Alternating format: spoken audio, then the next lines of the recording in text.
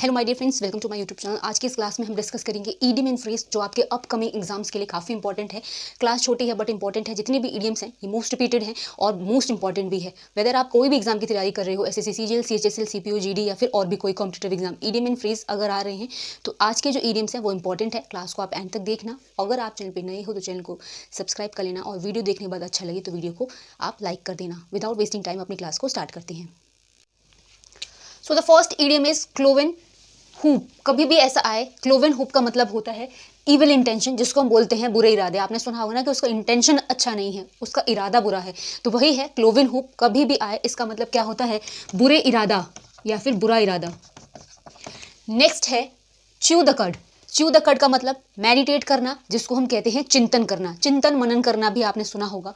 तो chew the कड का मतलब होता है मेडिटेट, जिसको हम कहते हैं चिंतन करना। थर्ड है down and out. Down and out का मतलब लैकिंग फंड्स, यानी पैसों की कमी। कभी भी ईडियम एंड फ्रेज में ऐसी स्टेटमेंट दी हो डाउन एंड आउट, इसका मतलब होता है जो पैसों की कमी है।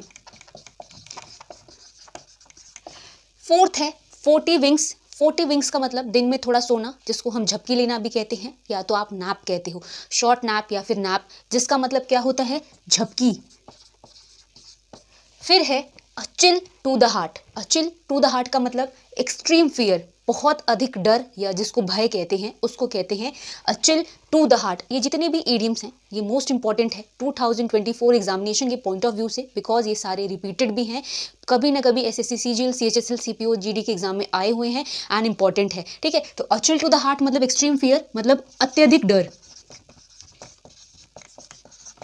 फिर नेक्स्ट है knee jerk reaction. Knee jerk reaction का मतलब है इनवॉलेंट्री रिएक्शन। अब दो रिएक्शन होते हैं, आपने पढ़ा भी होगा। वॉलेंट्रली, जो हम अपने इच्छा से कंट्रोल करते हैं, जैसे आप खाना खाते हो, चलते हो, ये आपकी इच्छा है। बट इनवॉलेंट्री रिएक्शंस जो होते हैं वो अचानक से होते हैं। ठीक है, तो वही है नी जॉक रिएक्शन का मतलब इनवॉलेंट्री, जो चीज़ें तुरंत और अस्वाभाविक तरीके से हो जाए वो क्या कहलाएगी, नी जॉक रिएक्शन। जैसे बहुत सारी चीज़ें हैं, जैसे आप आंखों में जो पलक झपकती है उस पर आपका कोई कंट्रोल नहीं है, हार्ट बीट पे आपका कोई कंट्रोल नहीं है, ये सारे अपने मन से नहीं, इनवॉलेंट्रली चलती हैं। इसी तरीके से आप समझ सकते हो नी जॉक रिएक्शन का मतलब जो चीज़ें तुरंत हो, तुरंत जो असर, मतलब तुरंत का असर या प्रभाव अस्वाभाविक, उसको भी बोल सकते हो। ठीक है, अब देखो कुछ और इडियम्स को।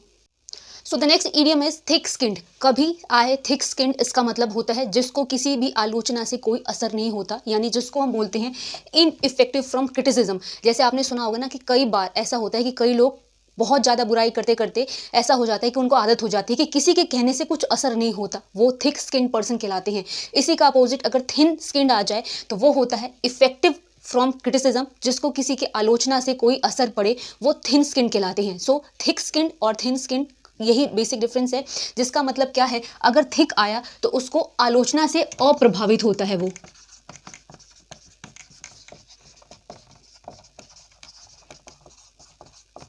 ठीक है, नेक्स्ट है बिग बॉक्स। बिग बॉक्स का मतलब लॉट्स ऑफ मनी, जिसको हम कहते हैं बहुत सारा पैसा। जैसे अभी हमने पढ़ा था इससे पहले, जिसके अंदर क्या था, पैसे की कमी, और ये वहां पर जो आया है बिग बॉक्स, इसका मतलब है लॉट्स ऑफ मनी, जिसका मतलब है बहुत पैसा।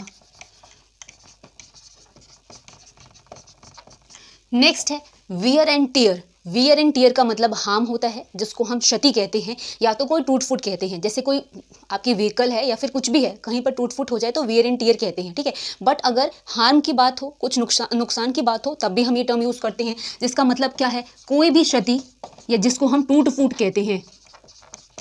नेक्स्ट है गेन ग्राउंड। गेन ग्राउंड का मतलब होता है मेक प्रोग्रेस, यानी जिसको हम कहते हैं ना कि आगे बढ़ना। तो कभी भी आए गेन ग्राउंड, इसका मतलब होता है आगे बढ़ना, प्रोग्रेस करना। अगला है डेविल मे केयर, जिसका मतलब लापरवाह है। रेकलेस, हीडलेस, केयरलेस, ये सारे वर्ड आप लिख सकते हो, जिसका मतलब क्या है, डेविल मे केयर कभी in terms of idiom and phrase आए तो इसका मतलब लापरवाह होता है। उसके बाद है बिहाइंड बार्स। इसका मतलब बार क्या होता है, बार होता है ना, आपने सलाखें सुना होगा, जेल सुना होगा, तो जेल के अंदर रहना या सलाखों के पीछे, वही कहलाता है इन अ जेल, जिसको हम कहते हैं सलाखों के पीछे। सो अब देखो आगे के इडियम्स को। Next idiom is any minute now. Any minute now का मतलब वेरी सून, जिसको हम बहुत जल्द कहते हैं। ठीक है, बहुत जल्द, any minute now in terms of idiom phrase आप कह सकते हो। कभी भी आए इसका मतलब है बहुत जल्द, या तो जल्दी कह सकते हैं। नेक्स्ट है इट्स अबाउट टाइम।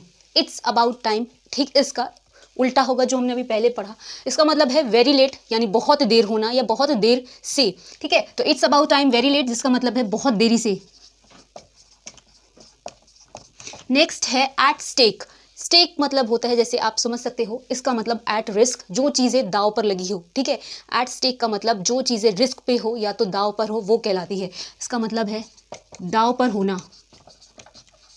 नेक्स्ट है एट ईज। एट ईज का मतलब फ्री फ्रॉम एंजाइटी। एंजाइटी होती है चिंता, जो चीज़ें चिंता रहित हो वो क्या कहलाएगी, एट ईज कहलाएगी। तो जिसको हम क्या कहेंगे, चिंता रहित। नेक्स्ट है an old frame. An old frame का मतलब ओल्ड लव होता है जिसको हम पुराना प्यार कहते हैं। कभी ऐसा इडियम आए एन ओल्ड फ्रेम, इसका मतलब ओल्ड लव है जिसको हम क्या कहेंगे, पुराना प्यार। उसके बाद है बैंडी वर्ड्स। बैंडी वर्ड्स का मतलब आर्ग्यू कर रहा होता है जिसको हम बहस कहते हैं। आपने सुना होगा, बोला भी होगा, जब आर्गुमेंट बोलते हैं हम कि बहस मत करो। ठीक है, तो उसको हम बैंडी वर्ड्स भी बोल सकते हैं इन टर्म्स ऑफ इडियम्स, जिसका मतलब है बहस करना। सो माय डियर फ्रेंड्स, ये बहुत छोटी सी क्लास थी बट इंपॉर्टेंट थी आपके आने वाले एग्जाम के लिए। यहाँ पे फिनिश हो रही है। अगर आपको समझ में आई हो, अच्छी लगी हो तो प्लीज़ वीडियो को लाइक और चैनल को सब्सक्राइब कर लेना। मिलेंगे हम अपनी अगली क्लास में, तब तक के लिए थैंक्स फॉर वॉचिंग।